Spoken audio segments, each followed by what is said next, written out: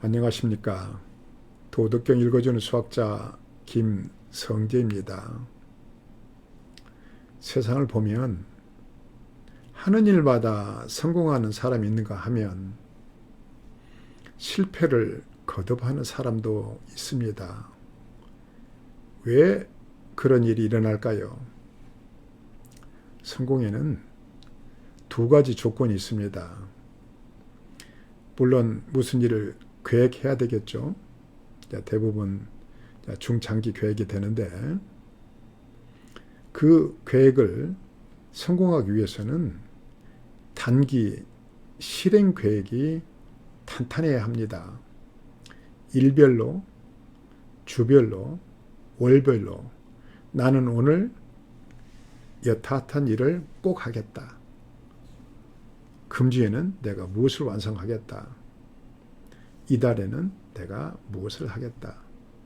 이러한 구체적인 단기 실행 계획이 밑받침될 때 중장기 어떤 사업이 성공적으로 완수될 수 있는 것입니다. 이렇게 단기 계획을 실행 계획을 갖고 실천하고 있을 때 기초가 다져지는 것이고 혹여 모를 문제에 미리 대비하게 되는 것입니다.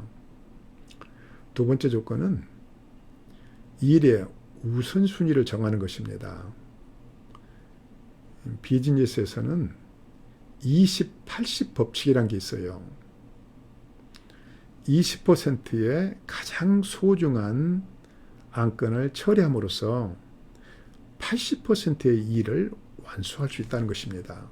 예를 들어서 10개 할 일이 있으면 정말 가장 중요하고 가장 시급한 2개를 완수함으로써 그 일의 80%를 완수한다는 것입니다.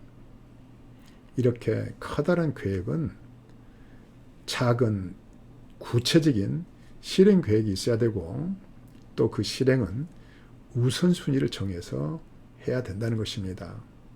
이 둘 중 하나라도 제대로 하지 못하게 되면 실패하기 쉬워요.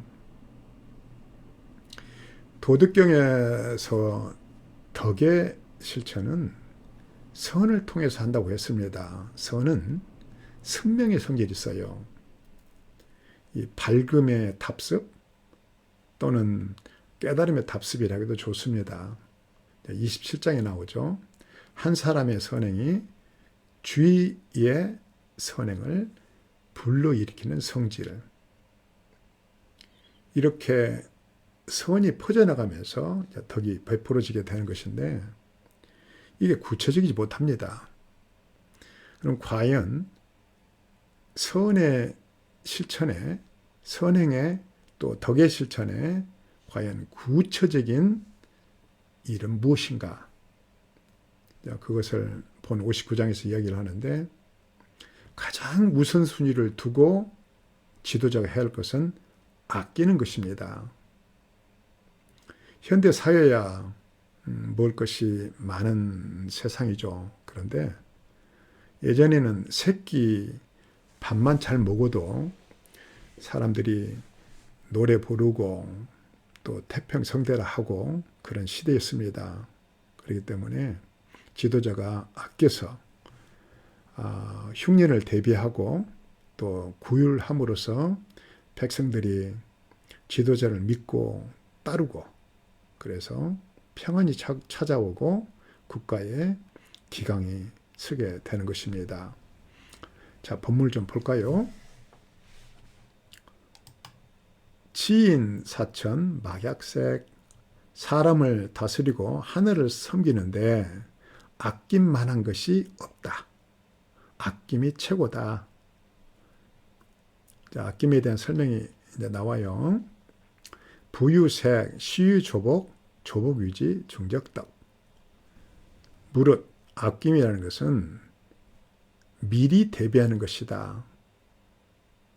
흉년을 미리 대비하는 것이며 이렇게 흉년을 미리 대비하면 아껴놓은 것으로서 백성들을 구휼할 수 있기 때문에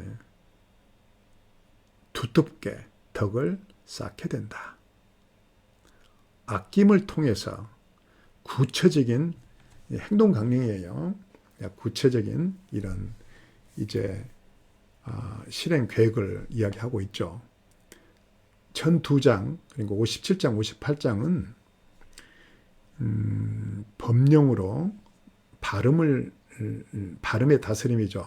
법령을 내세우는 발음의 다스림으로 했을 때의 정치의 어떤 한계점이라든가 부작용을 이야기했었죠. 그러고 나서 본 59장에서 구체적으로 이제 실행 계획을 이야기하고 있는 거예요.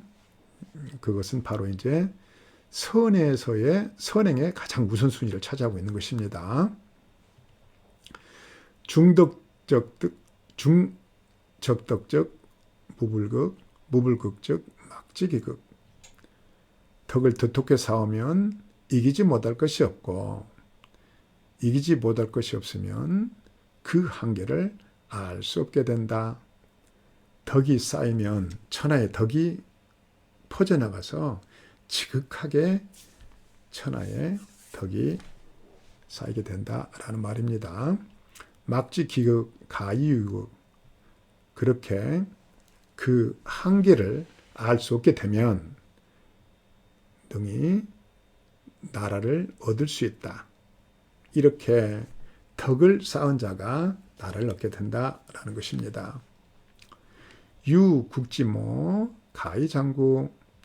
나라의 의미, 근본이 있으면 가히 오래 유지할 수 있다.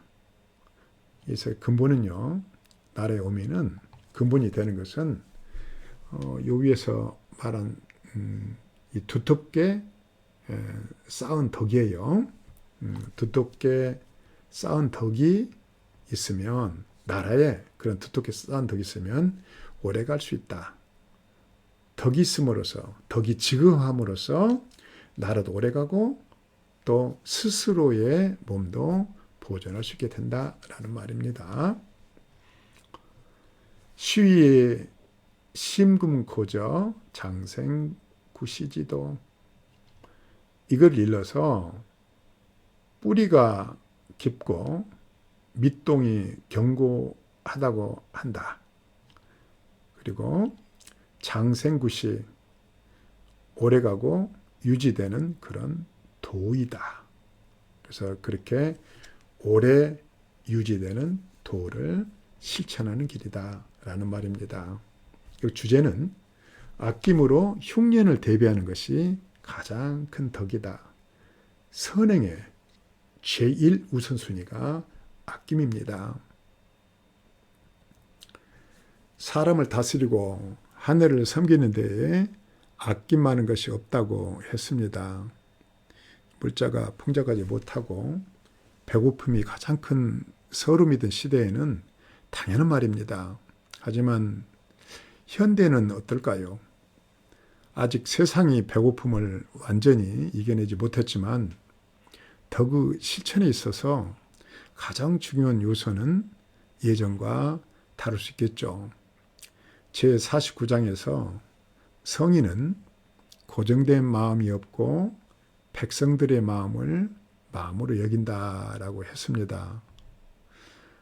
그러면 현대인의 마음은 무엇일까요? 혹여 마음 받는 것 아닐까요? 현대인은 급변하는 세상에 살면서 조금만 늦장을 부려도 혼자 남겨진 느낌을 받기 십상입니다. 사람들은 마음 받기를 원합니다. 그래서 현대인에게 덕의 실천은 마음을 주는 것으로부터 시작된다고 할 수 있습니다. 하지만 도저히 마음을 줄 수 없도록 미운 사람이 있다면 어찌해야 할까요? 먼저 그 사람의 좋은 점 하나를 찾아보시기 바랍니다. 하나에 공감하면 다른 많은 것을 알게 되고 결국 더는 밉지 않게 됩니다. 미움은 빨리 없앨수록 좋습니다. 미움을 가진 마음은 행복을 담을 수 없기 때문입니다. 시조 한 수로 마감할까요? 장점과 단점. 좋은 점 찾고 보니 미운 사람 밉지 않고 좋은 사람 허물 봐도 아직 좋더라. 세상사 공짜 있겠나. 마음 조각 주고 말고. 감사합니다.